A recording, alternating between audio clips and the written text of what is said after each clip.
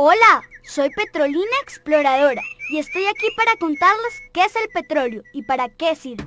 Mi papá me lo explicó todo y ahora me dedico a informárselo a otras personas, de que todos sepamos cómo se extrae el petróleo de la tierra y cómo lo utilizamos para vivir mejor. Hace millones de años, materia orgánica compuesta por desechos de animales prehistóricos, plantas y seres vivos acuáticos, tanto grandes como microscópicos, se depositó en el fondo de los grandes lagos y mares. Junto a esta materia orgánica se formaban mantos sedimentarios, que son grandes grupos de materiales como arenas, arcillas, barro y otros elementos que eran arrastrados por los ríos y el viento.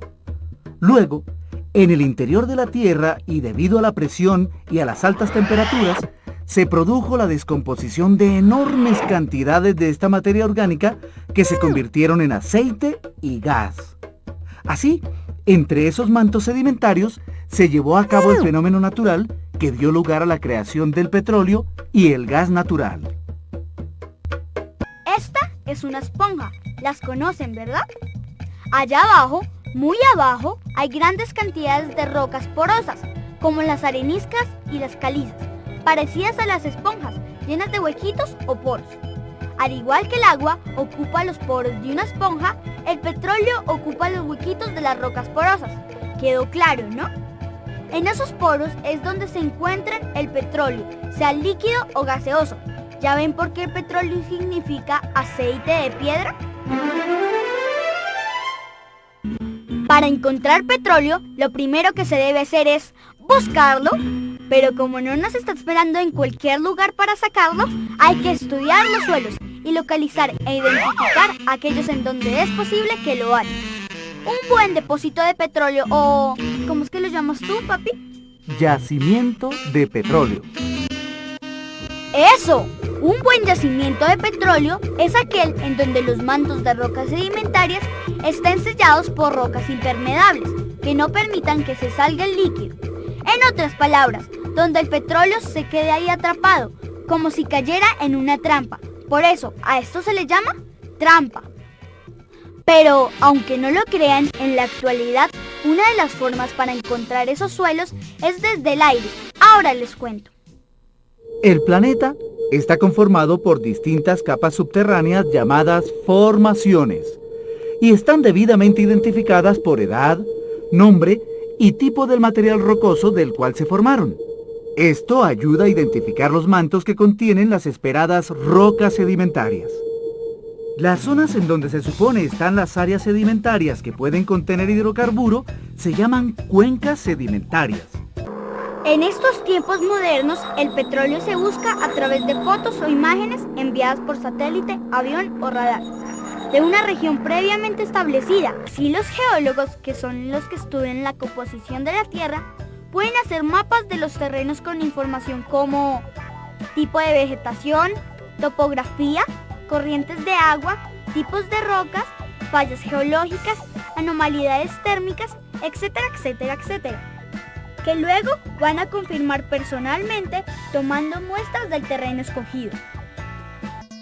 Mi papá dice que con estos estudios se puede saber si la zona analizada tiene bastante petróleo o no, y si vale la pena sacarlo. Sí, señora.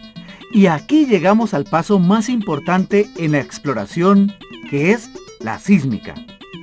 La sísmica es lo que permite conocer con mayor exactitud la presencia de trampas en el subsuelo, creando ondas sonoras artificiales mediante el accionar de pequeñas cantidades de un material especial llamado sismigel, que se ubica en pequeños pozos a una profundidad entre 5 y 10 metros.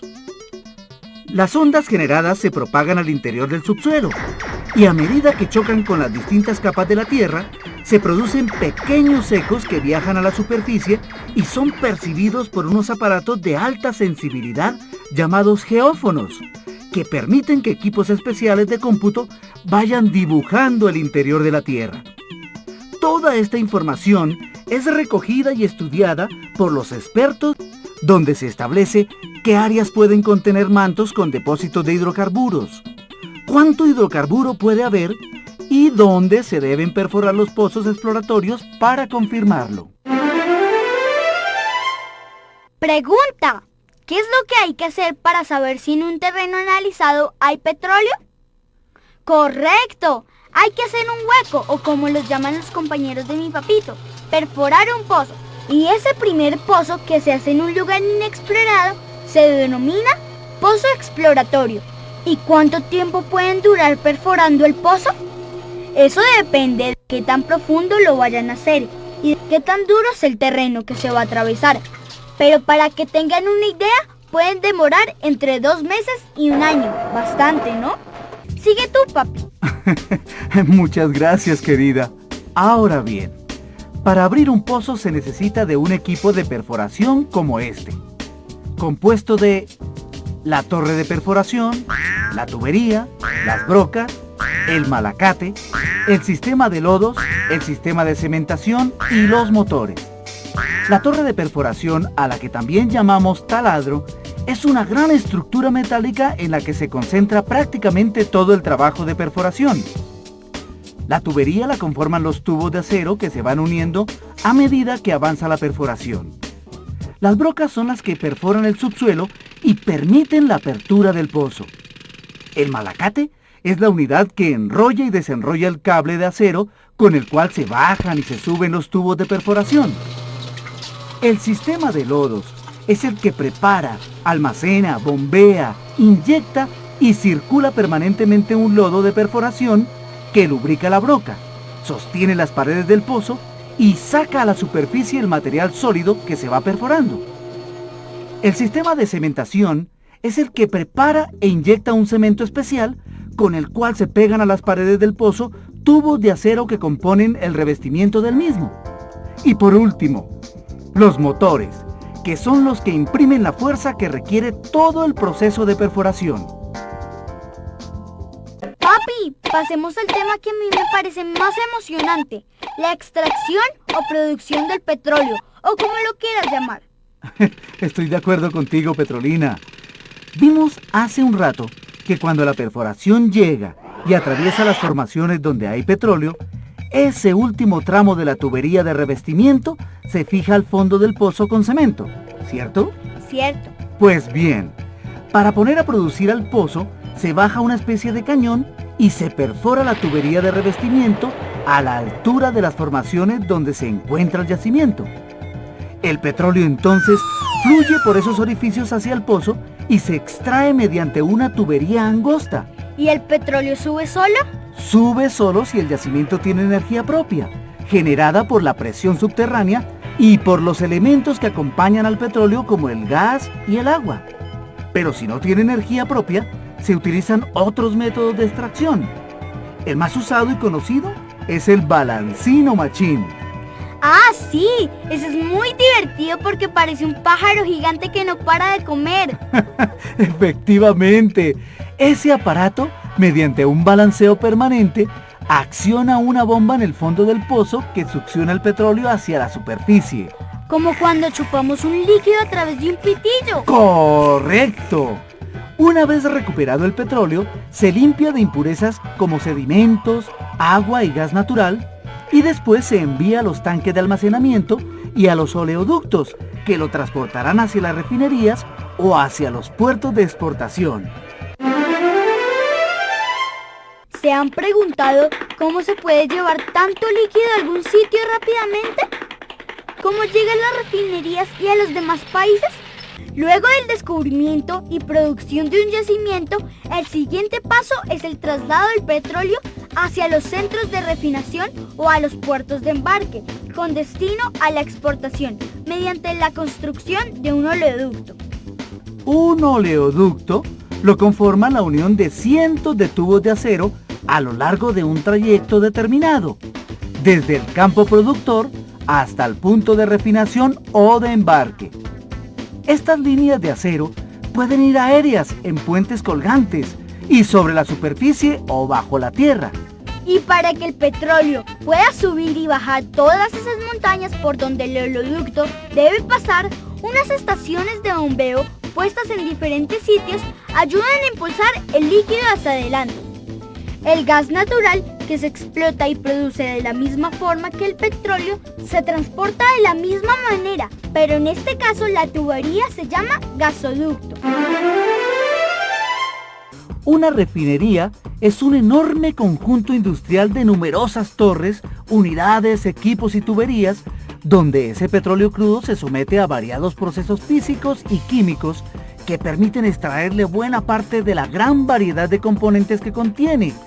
Tantos que de él se pueden obtener más de 2000 productos, imagínate. Estos productos se llaman derivados y están clasificados en dos tipos: los combustibles como la gasolina, el ACPM, etc.